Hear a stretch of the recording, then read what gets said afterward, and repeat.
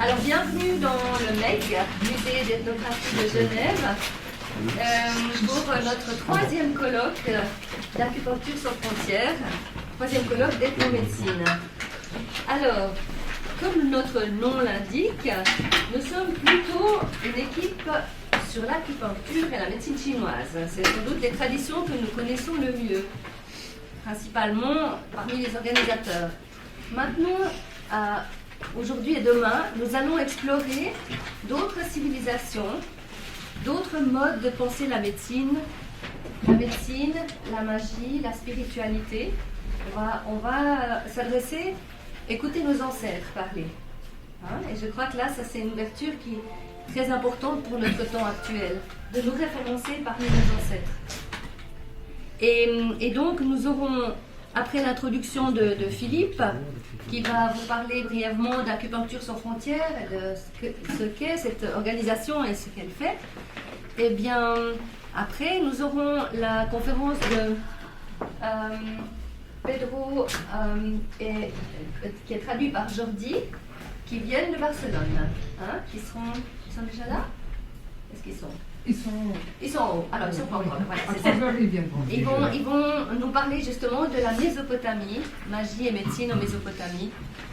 Puis ensuite, nous aurons une petite pause, parce qu'on aura besoin de temps en temps de sortir de notre petite boîte. On était un peu surpris de la taille de la salle, mais comprenez bien qu'en fait, on avait envie d'être dans ce musée, qui est un vraiment beau lieu, qui a été rénové récemment, puisqu'il a été terminé en novembre 2014. Et je vous invite vraiment, peut-être pendant les pauses ou alors demain après-midi, d'aller visiter la collection permanente du musée. Ça se trouve en fait à partir du grand hall où vous êtes arrivé. Vous descendez encore d'un étage et vous allez arriver dans un monde absolument magique, magnifique. C'est un très très beau musée. J'estime qu'il est très généreux dans sa manière d'enseigner un peu toutes les merveilles qu'il recèle. Vraiment, ne vous privez pas, cette visite est gratuite. En plus, on est dans le premier week-end du mois et le MEG ouvre ses portes gratuitement à tous les premiers week-ends du mois. Donc ça tombe très bien pour nous aussi. Voilà. Et donc on aura une petite pause comme ça vers 4h30. Et puis vers 5h, on recommencera avec Marguerite Cardos qui nous a vraiment fait l'honneur de venir dans notre modeste colloque. Merci beaucoup Marguerite. Et qui nous parlera aussi des ancêtres de Mésopotamie. Puis, nous aurons un buffet dînatoire qui se passera, je pense, à l'étage, en haut. On pourra aller respirer un petit peu, sortir de notre cadre. Et on reprend à 8h, 20h, avec Marie-Josée, qui nous parlera d'autres ancêtres, les Étrusques, peu connus, en fait, une civilisation très peu connue, mais tellement proche de nous et tellement intéressante. Voilà, ça sera entre 8 et 9, on finira entre 9h et 9h30 après les questions et discussions. Et le MEG a été assez sympathique pour nous octroyer cette rallonge de temps. Normalement, ils ferment leur porte à 6h30 et ils ont fait le geste de dire ok, on vous met en sécuritas quand même, on vous surveille un petit peu, mais vous pouvez rester jusqu'à 9h30. C'est très sympathique.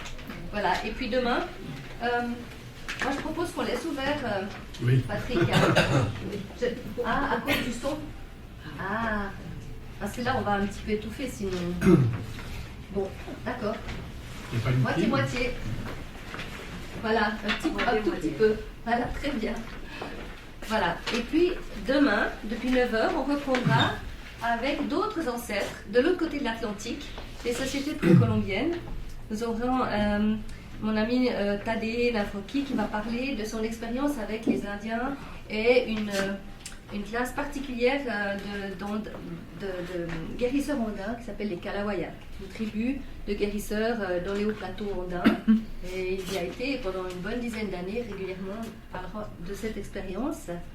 Puis nous aurons Maurice Efti, qui est un journaliste suisse qui s'est spécialisé, qui s'est passionné, je dirais, pour les sociétés précolombiennes, particulièrement aztèques, mayas, donc un petit peu plus Amérique centrale, et qui nous parlera de l'astrologie dans cette civilisation-là.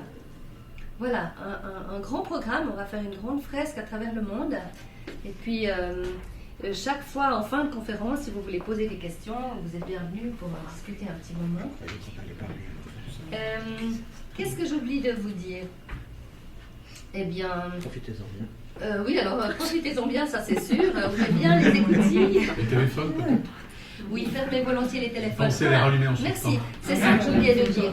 Comme on avait seulement une petite salle à disposition, hein, vous voyez qu'elle n'est pas très grande, avec un nombre limité de personnes, j'ai dû refuser certaines inscriptions. En plus, je remarque qu'il y a comme des chaises de libre, donc il y a des gens qui sont pas venus malgré qu'ils s'étaient inscrits. Pas encore. Hein, ou pas encore, qui vont nous rejoindre un peu plus tard probablement. Donc nous avons choisi d'enregistrer notre colloque.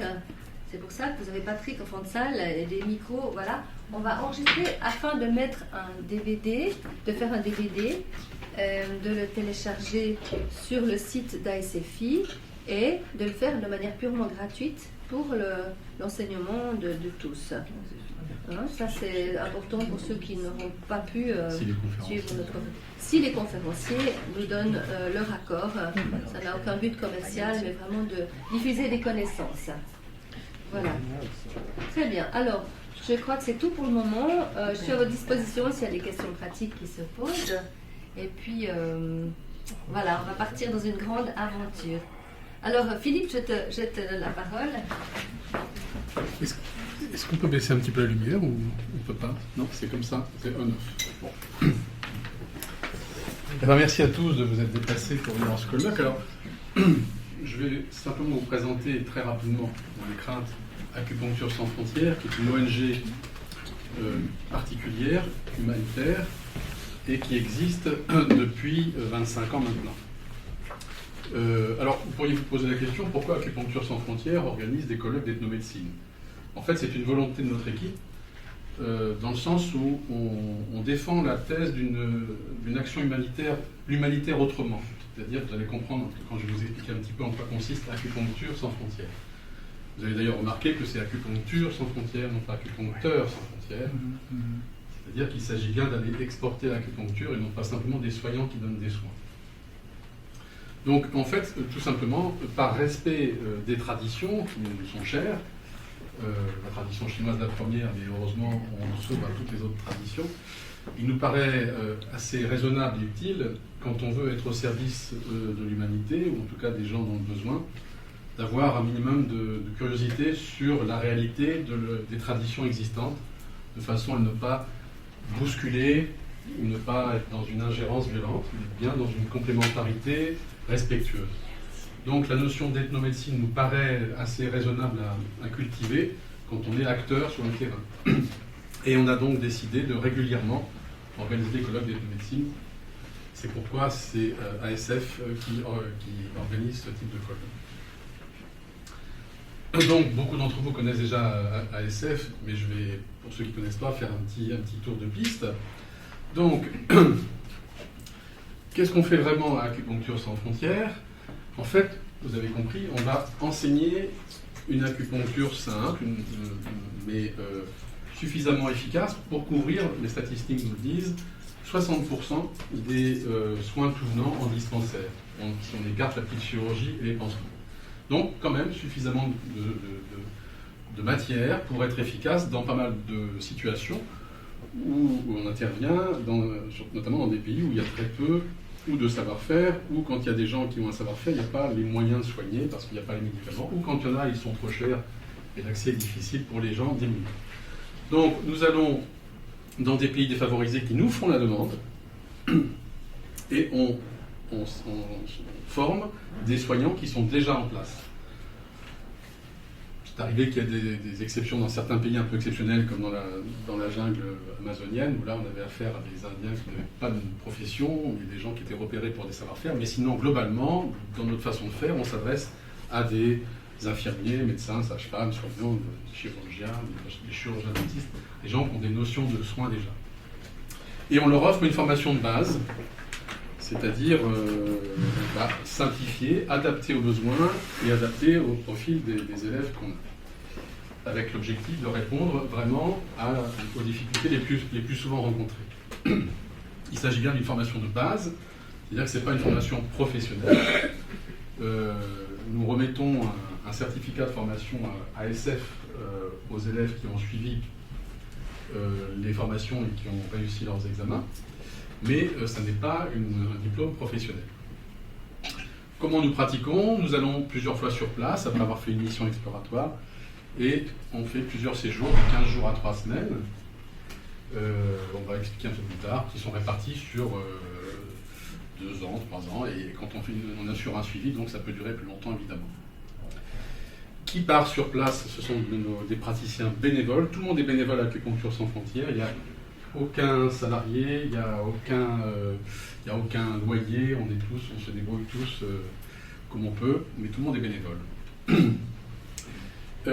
Cette formation donc, est donnée par nos praticiens bénévoles et elle est sanctionnée par un certificat qui, curieusement, est toujours très bien accueilli et par ceux qui le reçoivent et par les autorités des pays qui nous font la demande.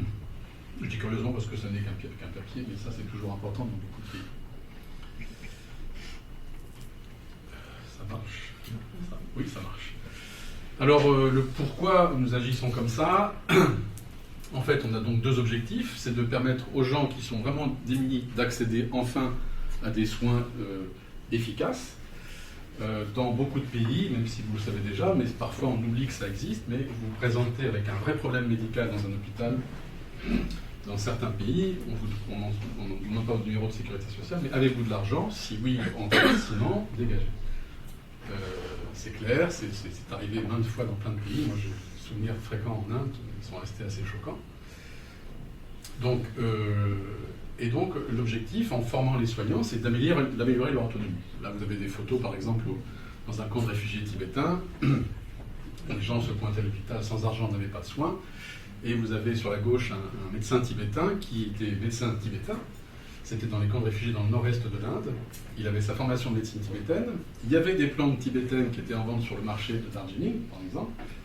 Mais même si elles étaient faciles à trouver et pas chères, il fallait quand même sortir un peu d'argent pour les acheter. Donc les gens ne pouvaient pas se soigner. Et il nous disait que lui, il se sentait les bras coupés, c'était son expression. Parce qu'il avait beau avoir un savoir, il ne pouvait pas l'exploiter.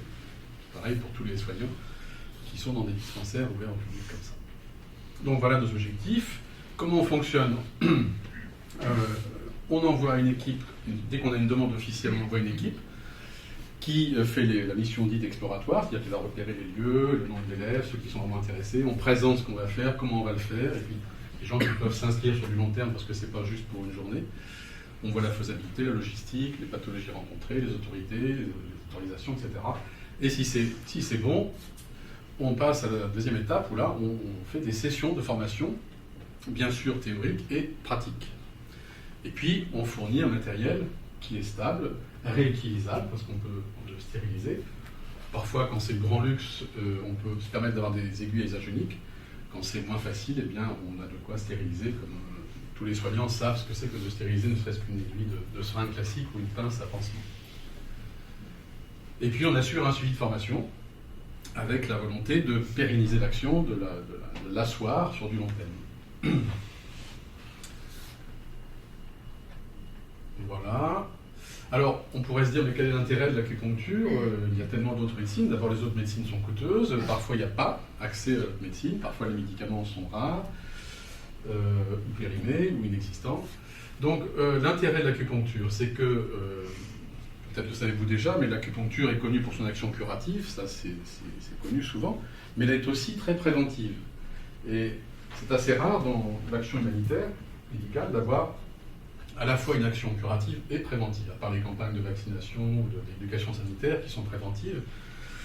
Mais là, dans ceux qui connaissent un peu l'acupuncture, quand on repère un terrain qui est fragilisé, eh bien, on peut faire revenir les gens pour renforcer ce terrain de façon à éviter l'apparition des symptômes et des maladies qu'on connaît. Évidemment, vous l'avez compris, c'est une médecine très économique, parce que nos missions, finalement, on a un fournisseur officiel de nos aiguilles d'acupuncture, donc on ne paye plus nos aiguilles d'acupuncture, on ne paye plus les bâtons d'armoise, finalement nos missions se révèlent simplement coûter le prix de la logistique, c'est-à-dire les déplacements et puis le matériel pédagogique. Et puis là, voilà, c'est tout. Donc c'est très économique par rapport à bon nombre de missions humanitaires. Et comme on transmet une formation, évidemment, on améliore l'autonomie. C'est-à-dire que ce n'est pas seulement donner des soins, au revoir, suivant, et où là on crée une dépendance et au savoir-faire et aux médicaments. Bon, c'est évidemment, c'est pratique ponctuellement, mais il n'y a pas de durabilité dans l'efficacité de cette action. Alors que là, puisqu'on forme les soignants qui sont sur place, évidemment, l'autonomie est améliorée. Un point qui paraît curieux mais intéressant, c'est que lors d'actions classiques allopathiques, par exemple, de soins, les gens qui rentrent dans un dispensaire, si on leur prescrit une antibiothérapie, par exemple, d'une semaine, il faut aussi suivre l'efficacité. Parfois, les antibiotiques, il n'y a pas facilement des antibiogrammes ou tous les examens qui nous permettent de bien cibler le traitement. Et donc, les gens repartent avec les tablettes, mais on ne sait pas, on ne les voit plus. Est-ce que ça a marché? Est-ce que ça va marcher? Est-ce qu'ils ont fait le traitement jusqu'au bout? Est-ce qu'il y a des effets secondaires? Alors que là, raisonnablement, pour des situations importantes, quand c'est aigu, une séance peut suffire, mais quand c'est chronique, eh bien, souvent on fait revenir les gens au moins 3 fois. Et les gens se déplacent. Ils peuvent même franchir des distances que vous imaginez mal. On a pu voir des gens faire 50 km à pied dans les contrebas de l'Himalaya, ce qui n'est pas franchement le plateau belge. Et donc les gens venaient et on donnait rendez-vous 8 jours après, ils étaient là. Et donc, vous pouviez vous rendre compte, s'il y avait une infection, par exemple, qu'on traitait avec les aiguilles d'acupuncture, on pouvait très bien, au bout de quelques jours, voir si ça avait marché ou pas. Si ça avait marché, on continuait, c'était bon. Si ça n'avait pas marché, on pouvait raisonnablement basculer sur la réserve précieuse des quelques antibiotiques qu'il pouvait y avoir. Donc on assure le suivi, jusqu'à l'efficacité souhaitée. Ce qui est assez rare dans la pratique humanitaire sanitaire. Évidemment, vous évitez les effets secondaires négatifs de certains produits, puisque là, vous ne faites que poser des aiguilles. Donc il n'y a pas d'effet iatrogène qu'on ne maîtrise pas toujours dans ces pays. Vous évitez aussi les risques d'autotraitement, c'est-à-dire quand vous donnez, je reprends l'exemple des antibiotiques, quand vous donnez un traitement pour 8 jours d'antibiotiques, vous savez tous que même si ça va mieux au bout de 48 heures, vous avez intérêt à aller jusqu'au bout pour éviter les résistances et les rechutes. Et le problème, c'est que quand ça va mieux, on arrête le traitement et on garde ces précieux médicaments qui sauvent des vies et on les redonne dès que quelqu'un est malade, même s'il ne s'agit pas d'une infection, parce qu'on n'a pas forcément reçu l'information, ou si on l'a reçu, on n'a pas forcément envie de l'entendre. Donc il y a beaucoup de problèmes d'autotraitement ou de revente de médicaments sur les marchés qui se font de façon sauvage avec des effets que vous pouvez imaginer. Donc là, évidemment, vous recevez le patient, vous le traitez, il n'y a pas d'effet dangereux d'autotraitement possible. La revalorisation individuelle, ça aussi c'est intéressant. En général, dans les pays défavorisés, les gens qui n'ont pas d'argent sont mis de côté, sont souvent transparents aux yeux de ceux qui en ont. Et il y a une pauvreté qui fait que la valorisation personnelle n'est pas très prioritaire. Et en consultation, là, vous êtes obligé d'accueillir le malade. Et avant de le soigner, vous êtes obligé d'avoir un minimum d'entretien, de prendre le temps, de s'asseoir, de toucher, de palper, de prendre les pouls, d'observer, de traiter, de faire le traitement, de se redire au revoir. Et aussi bizarre que ça puisse paraître, ce genre d'accueil n'est pas si fréquent que ça. Dans les dispensaires où vous avez tout de suite 50 ou 100 personnes qui font la queue parce qu'ils ont entendu que vous étiez là et qui reçoivent vite le médicament. Donc là, vous avez une considération nécessaire, obligatoire, incontournable de par le fait de la pratique de la médecine chinoise qui permet aussi de revaloriser la personne qui est en face de vous et déjà ça participe aussi à la réussite du traitement, évidemment. Mission peu onéreuse, ça nous l'avons dit déjà. Et dignité préservée, c'est un peu ce qu'on vient de dire. Voilà pourquoi, en gros, l'acupuncture humanitaire est vraiment intéressante. Ça fait quand même 26 ans que nous la pratiquons. Et les retours sont quand même tout à fait validants, ce genre d'intérêt. Alors, oui, ça marche, normalement, ça. Attends, mais tu dois... Voilà. Ah, voilà. Oui, alors, pardon. Comment fonctionne ASF? Alors, ça fait donc 26 ans que ça a été créé, et puis en 26 ans, il y a eu différents pays qui se sont intéressés à cette action et qui ont créé leur propre centre ASF. Et nous avons créé en 2004 ASF International, qui est une ONG qui a son siège à Genève. Et du coup, nous avons maintenant 6 centres dans le monde qui ont accepté la règle pour avoir le label ASF, c'est-à-dire la charte éthique de transparence comptable, de respect des droits de l'homme, etc. Enfin, il y a toute une charte éthique qui est nécessaire. Et puis, vous avez maintenant 6 pays, avec la date de naissance du centre ASF qui est dessous. qui fonctionne, et tous les ans, nous nous rencontrons, et vous avez ici, ce soir, enfin cet après-midi, les représentants des différents centres. Nous nous rencontrons et nous mettons en commun nos expériences de l'année écoulée, les projets de l'année à venir, et c'est là où on répartit les missions, les organise, etc. Donc, où nous sommes intervenus depuis tout ce temps. Oui, notre état d'esprit, ça résume très vite le pourquoi de l'acupuncture humanitaire. Un vieux proverbe chinois que vous connaissez, donc puisqu'on forme les gens, évidemment, on améliore l'autonomie.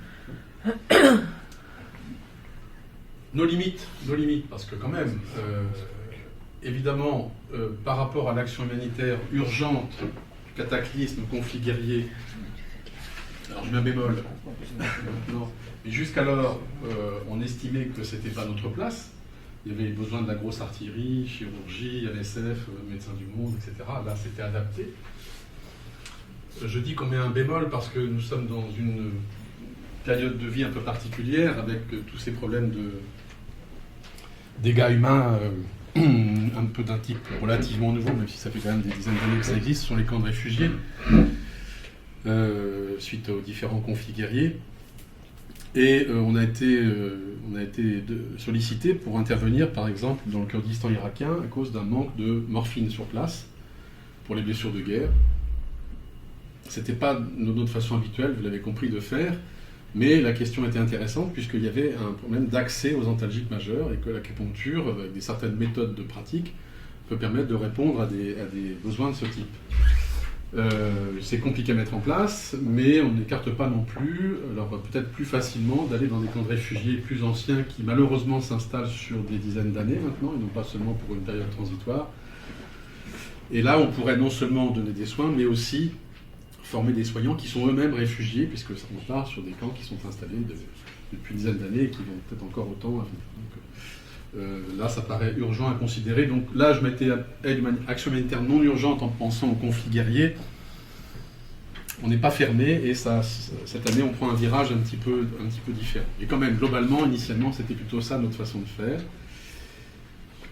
On souligne évidemment la nécessaire complémentarité, c'est-à-dire que dans les pays où nous allons, il y a déjà une médecine locale, traditionnelle, et puis il y a souvent la médecine occidentale, en tout cas allopathique, qui est parfois accessible, parfois pas du tout. Mais il s'agit d'aller sur place en offrant une possibilité complémentaire à celles qui sont sur place. Il ne s'agit pas de balayer une pour dire c'est celle-là. Et donc c'est en associant les différentes possibles qu'on arrive à optimiser les résultats. Et puis on rappelle dans nos limites que ce n'est qu'une formation de base, ce n'est pas une formation professionnelle, donc toutes les situations cliniques ne sont pas abordées évidemment, mais quand même la statistique qui nous montre les fameux 60% nous signifie que dans un dispensaire lambda, eh bien, on peut soigner 2 fois plus de personnes avec simplement cette formation de base. Voilà nos limites. Et alors, qu'est-ce qu'on a fait en 25 ans ? On est intervenu dans pas mal de pays quand même, comme vous pouvez le voir. Nous avons réussi à former en 25 ans plus de 700 soignants, sachant que ce sont des soignants qui sont déjà dans un service public, soit dispensaire, soit hôpital, ce qui fait que c'est des milliers de personnes qui maintenant ont accès aux soins. C'est très important, mine de rien, parce qu'au début on pouvait penser que c'était la petite goutte dans l'océan de besoin, évidemment, mais avec le temps on commence à se faire une place qui donne une place honorable à l'acupuncture humanitaire maintenant. Donc dans une mission, c'est-à-dire au moins 4 à 5 séjours d'une quinzaine de jours, on forme entre 7 et 25 soignants selon les situations, évidemment. Le coût d'une mission de formation achevée, c'est-à-dire quand on a fini cette formation avant de suivre la formation continue, mais la formation de base, ça varie en fonction du nombre de séjours et de la distance du prix du billet d'avion. Mais quand vous avez formé 25 soignants, c'est-à-dire 25 lieux de soins ou une dizaine de lieux de soins, vous imaginez la répercussion sur la population. Et pour information, dans l'année qui vient, nous avons donc 16 sessions qui ont été réparties hier dans notre réunion annuelle à travers les 6 centres ASF agréés par Acupuncture Sans Frontières ont chacun une partie de ces 22 sessions à réaliser dans l'année qui vient. Je sais que parmi vous, il y a des volontaires pour partir en mission, je ne les ai pas repérés, peut-être qu'ils vont se reconnaître, qui ont demandé à partir, et donc j'avais répondu que si on se voyait là, ça allait être facile d'en parler. Donc surtout, n'hésitez pas, à ce qu'on se voit après, on peut présenter les responsables des centres ASF qui sont ici aussi, en fonction des pays. Voilà un petit peu ce qu'on peut dire.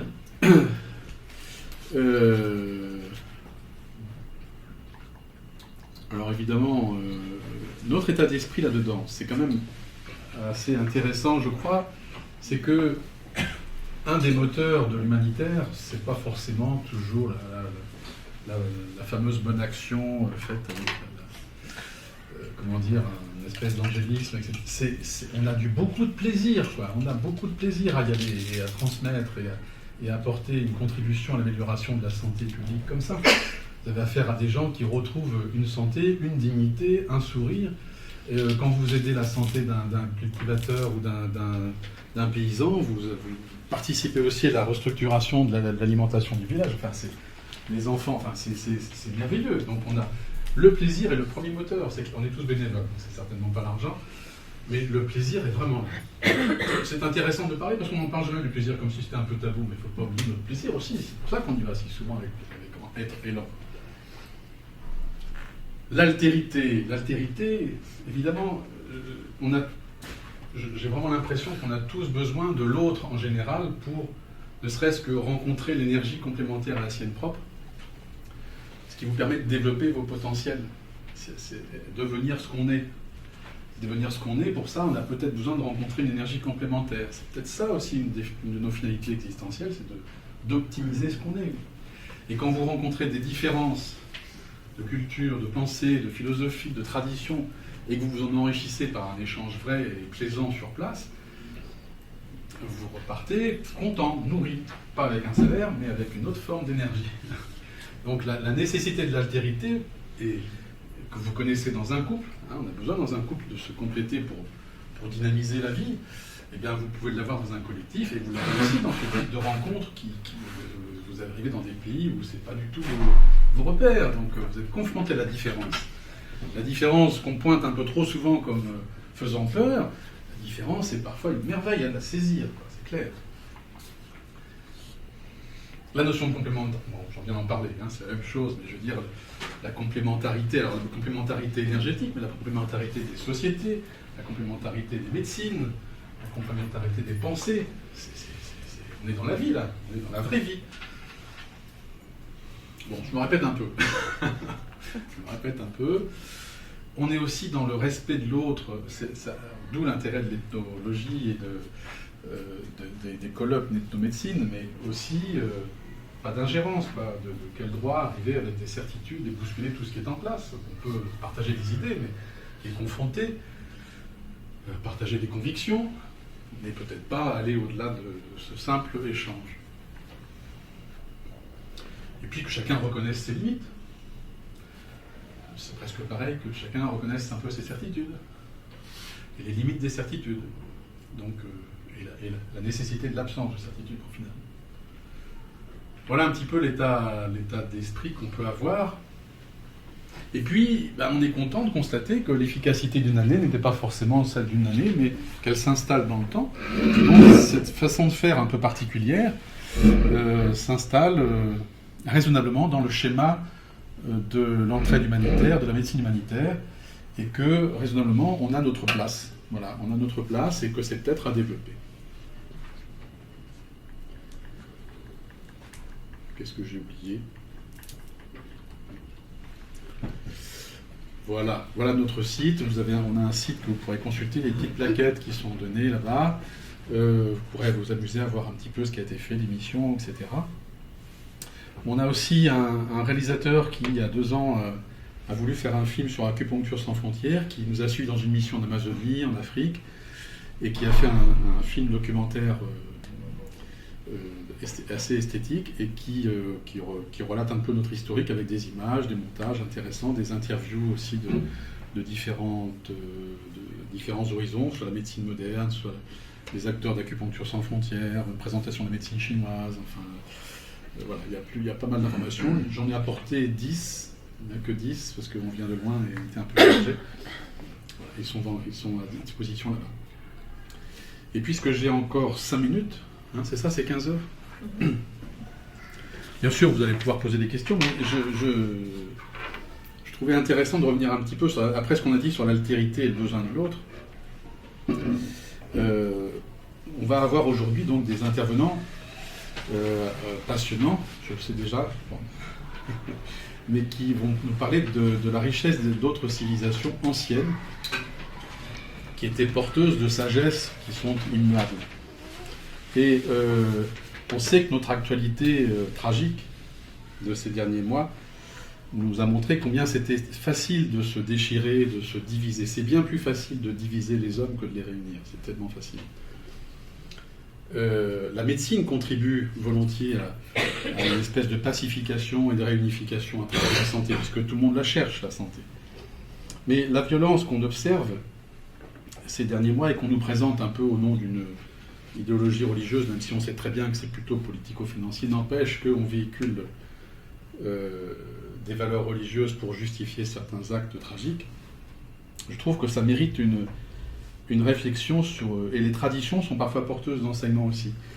J'ai vu récemment que des maîtres kabbalistes, donc qui ont étudié la Bible en hébreu et qui vont chercher le sens profond des significations des enseignements, rappellent dès le début de leurs ouvrages de grande recherche kabbaliste que le mot Dieu en hébreu est souvent signifié par le El, E-L. Et E-L, c'est la même racine aussi que le mot Oulai en hébreu, qui signifie peut-être. Alors c'est quand même intéressant parce qu'ils en concluent d'emblée, avant de rentrer dans le texte en profondeur, qu'ils rappellent cette première précaution de dire que Dieu finalement est une hypothèse. Il peut être. Alors peut-être dans les deux sens. Peut-être Dieu existe ou il peut être. Mais ça montre que si on veut afficher avec force le fait qu'on dise que Dieu existe, absolument, philosophiquement, on nourrit une certaine idéologie, et si on affiche avec force que Dieu n'existe pas, on nourrit une autre forme d'idéologie. Si on a envie de pacifier un petit peu, qu'est-ce qu'on peut faire nous, à notre niveau? Bon, ok, la médecine fait partie des choses qui peuvent, comme je viens de le dire, mais c'est aussi peut-être de montrer que, au fond, ce qui nous unit tous, c'est peut-être notre ignorance fondamentale.